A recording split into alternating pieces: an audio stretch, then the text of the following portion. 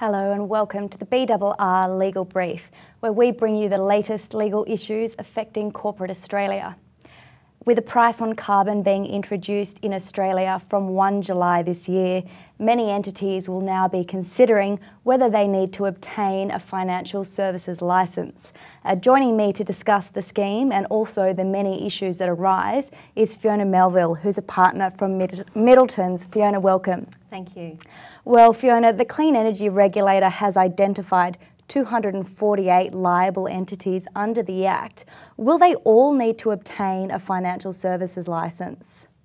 No, they won't. The reason why some of them might need to have a financial service licence is because from the 1st of July, carbon units, Australian carbon credits and international eligible emission units will all be classified as financial products. So certain kinds of financial services in relation to those products will require a licence. But ASIC has also very usefully issued some exemptions. So for liable entities with modest attributable emissions or modest liability, then they are unlikely to need to have a licence. Okay, and Fiona, what exemptions are available? Well, there's an exemption for buying and selling all three classes of units for your own behalf. There's an exemption for buying and selling for related entities, but those related entities have to be liable entities under the scheme. There's an exemption if you're buying on a forward basis, so derivative contracts, but that exemption you need to be buying for compliance purposes, so either for yourself or your related entities.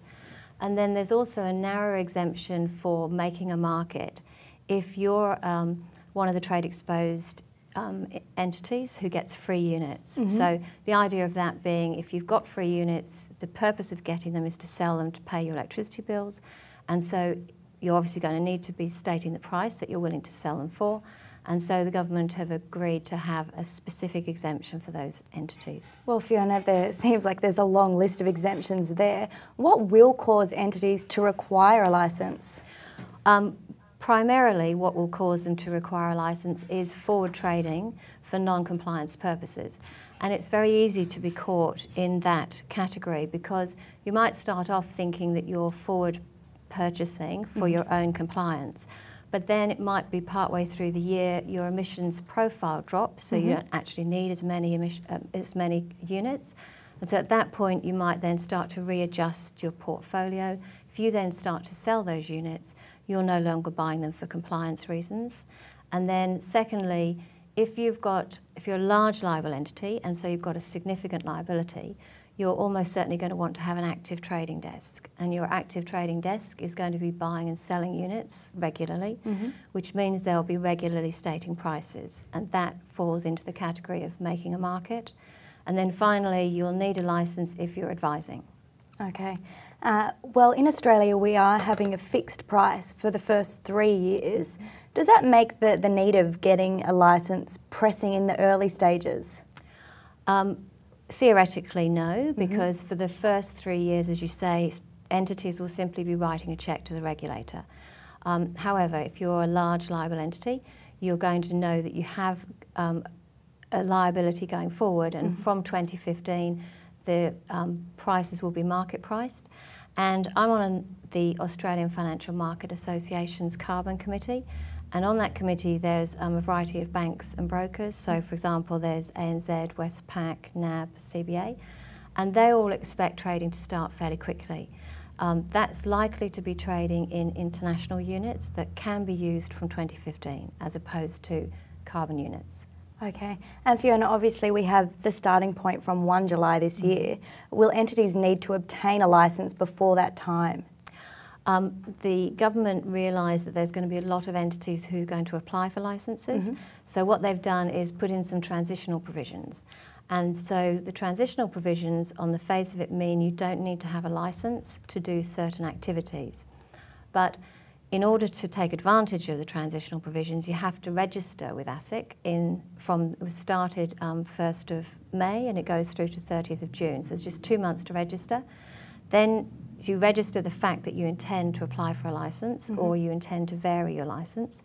Then you have to actually put that variation or application in between 1st of July and 31st of October. And then you have to actually get your licence issued by 31st of December. So there is this 6-month provision for transition, but unfortunately what it doesn't cover is derivative trading in these units. And it's likely that the derivative trading is the very thing that most entities are going to want to do. So for energy participants who have already got a licence, their licence almost always covers them for all kinds of derivatives, so they're fine. But for liable entities that aren't licensed, this transition is probably not of that much use to them. Okay, and we've talked about the fact that we're still in the early stages. Do you think ASIC is likely to receive a lot of applications in the early stages? Yes, I had a look at their website and they've already got a public list now. So there's 5 entities at the moment, which doesn't sound very many, but there were quite a few problems with the form. So I think a lot of entities wanted to get clarification about some of the questions before they put the form in. Certainly most of the energy industry clients, people in AFMA on that working group, they've all expecting to put in their, firstly to register and then to have the licence variation. People can't actually put in the application to vary the licence yet because the form hasn't been changed. Okay. So we've got to wait for that. But that's expected to happen by 1st of July. And we've talked a little bit about forms and the different exemptions that will apply. But what about the process? Is it likely to be a difficult process to obtain a licence? It is a complex process. The electricity industry went through the requirement to obtain a licence about in 2004, 2005, and we found that it probably took most of them about 6 months of admin time, getting all of the documentation that's necessary to prove to ASIC that you are a suitable person to have a licence. So it is a long process. It's quite expensive on administrative time. You do need to prepare quite a number of proofs, and we had clients with folders, sort of A4 size folders that would be sort of like this thick. It was that detailed. And Fiona, the international price seems to be quite low. Do you expect that many entities will be trying to take advantage of the international prices? Well, certainly the people in the AFMA Carbon Committee, the banks and brokers, are expecting that people will start trading. They'll start trading because the international price is low, but we have to remember that there is a floor price. So even though the price at the moment is around about $6 for some of the international units, the floor price is 15, but the details of the floor price haven't been finalised. So there still may be some advantages in entering contracts in the next 6 months, and that is certainly the expectation that AFMA have. And AFMA have prepared the documentation for people to trade these products. So that is all ready, so people can use that documentation to start trading these products. And Fiona, today we've talked about a number of issues. What would be your top tips for entities in the coming months? I think really the top tip would be to be prepared early, to first of all obviously work out, and the list is on the government's website, about the 256, but I think they've all been written to, so I'm sure they all know who they are.